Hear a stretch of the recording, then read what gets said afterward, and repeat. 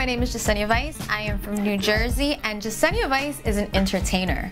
I love to entertain people. I love to create things. This is why modeling has led me to TV, to radio personality, to now creating music and even acting in film. Jessenia Vice is an entertainer. I am currently living at home with mom and dad. Not fun. Due to circumstances, I had to move back in with them. It's not easy being an independent woman, but living at home with mom and dad. Mom is always criticizing me. Hey, you know, wear some earrings, part your hair, curl your hair. People don't want to see you wearing the same thing with your hair. Mom, I don't like jewelry. I'm sorry, I was a tomboy. But at the end of the day, people still love me. I get the likes. I get hundreds and thousands of people that always comment my everything, and I've never once had anybody complain that my hair has been split in the middle. Like right now, we are in my room. This is my at-home studio. But my mother, no lie, was like about to put saliva on my hair because I had little baby hair, and then she also wanted to mess up with my part, and that's not happening, Mom. I'm a grown-ass woman. I could do whatever I like. By the way, I'm a Beyonce fan, so that's why I said that. Dad is my supporter. He is my biggest fan. He's always on the computer talking about everything that I do. I mean, he like gives me so much life when it comes to what I'm doing. He's super proud, and believe it or not, I think he's like my publicist out in Ecuador. Because of him, I get so many views on my everything that I put out there. And thank you, Dad. I love you. I have a roommate. His name is Prados. He's an MC, nightlife host. It's kind of tough living with a guy that a lot of girls want, because you're talking about a guy living with girls that want him, and then you're living with a girl with guys that want him, and people are like, why are they dating? Are they together? He's my brother. I would never look at him that way. It's kind of disgusting. I'm about to throw up. But I love him like a brother, and you know, those are the people that I'm living with at home.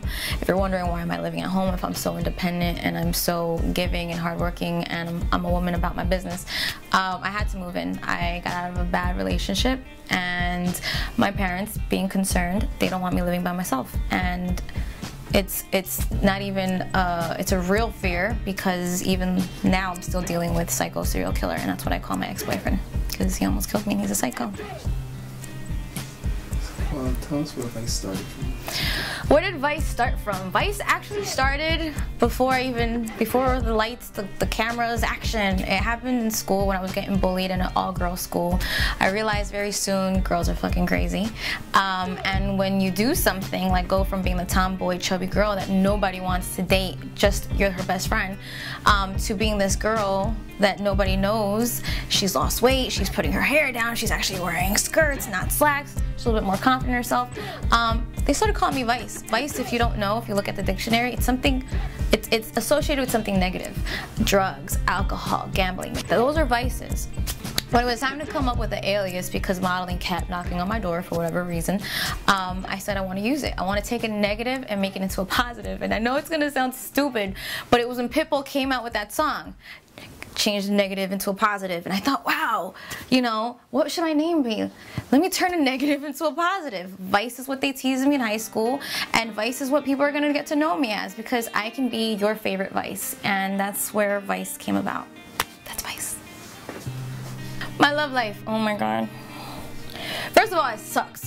Because, I mean, it's always great in the beginning, and then it just gets, like, crazy. Like, either they don't know, they don't support it, or they're not available, or they're just blah. And currently I am in a relationship, and, you know, as awesome as he is, it's like we're best friends. And when it comes to, like, romance and stuff, it sucks. Like, I find, like, there's a void in there, and I don't know what it is. I'm very loyal, I'm very giving, I'm very loving, but it's like I'm at the point where is this maybe not working out the right way, because, well, I'm not really fully happy, and now I'm questioning, like, what am I supposed to do?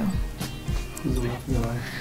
The love of my life, strangely enough, it has nothing to do with the person I'm with. It has a lot to do with two little boys that are my nephews. I love them to death. I love them like they're my own.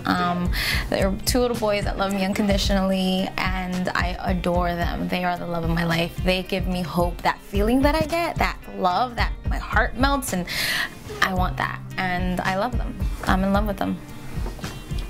Family is a big part for you, but does that bring issues?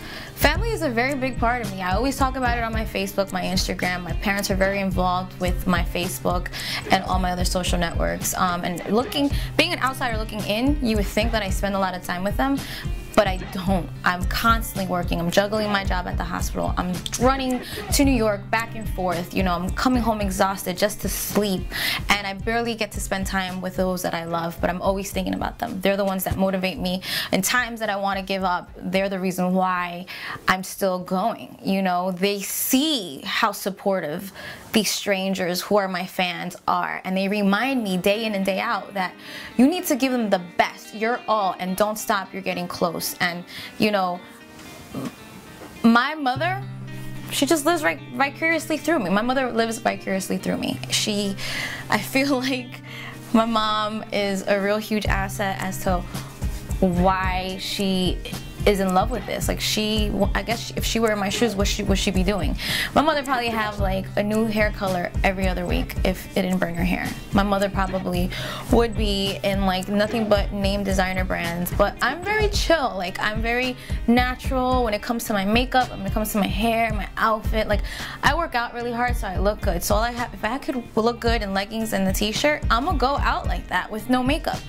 My mom flips the hell out. No, what are you doing? Wear a dress. I'm going to the grocery store. Are you serious?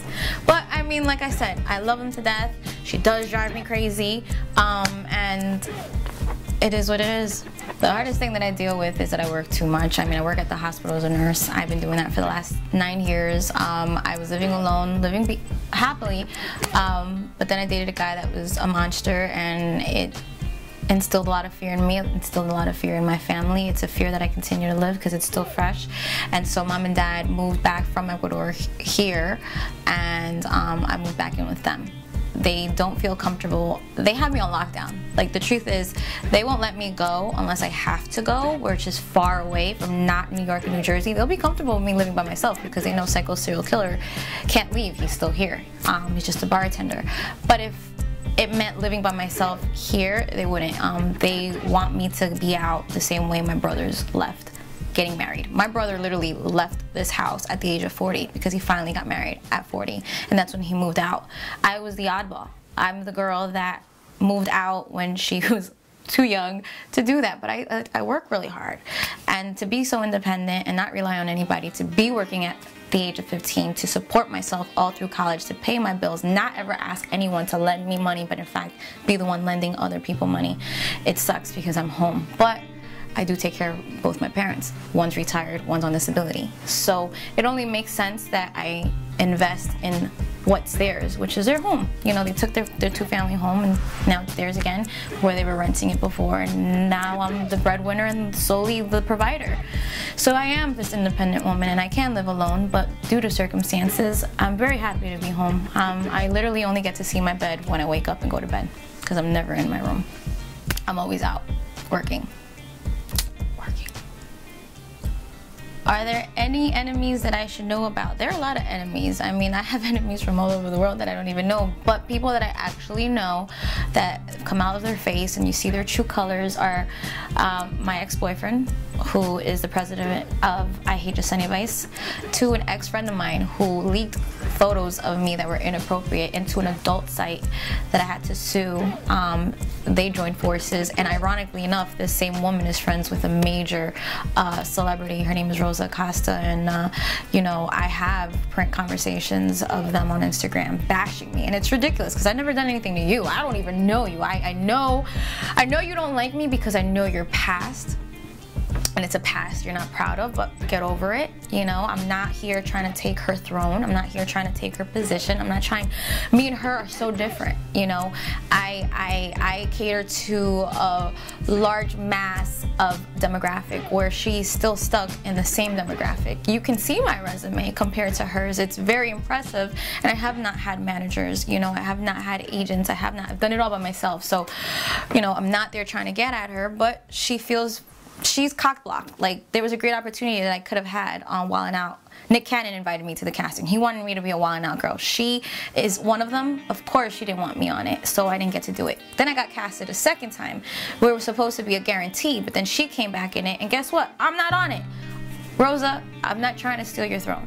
Then there are other people that, you know, are at a mass demographic because, you know, you're white, and her name is Elizabeth, and she was on VH1, Tough Love, and, you know, it's not, I don't feel like she's threatened by me, but I feel like her phoniness of trying to be my friend and then talk shit about me behind my back with other people that don't like me, that's not cool. You know, I'm not the type of person that, now that I know, when I see you, hi and bye, cool, but don't kiss my ass. Like, I was at Noche Fashion Week. She came up to me and my publicist, who she's seen before, has never cared to say hello, and she literally went from 3 rows behind me just to say hi. You ain't sitting with me. You ain't that cool. I don't like you. I know you talk shit about me. Go sit 3 rows behind me. I work really hard for where I'm at. I'm not conceited at all, but I'm not phony either. And if I know you talk shit about me, you best believe I ain't gonna kiss your ass. That ain't me. No. Tell us about your career, your hopes, your dreams, aspirations. My career, I always dreamt about being a doctor. That's not happening because I don't want to get in depth. But I work at the hospital. I love helping people. But it kind of, being in this industry has opened up a whole door, a Pandora's box for me.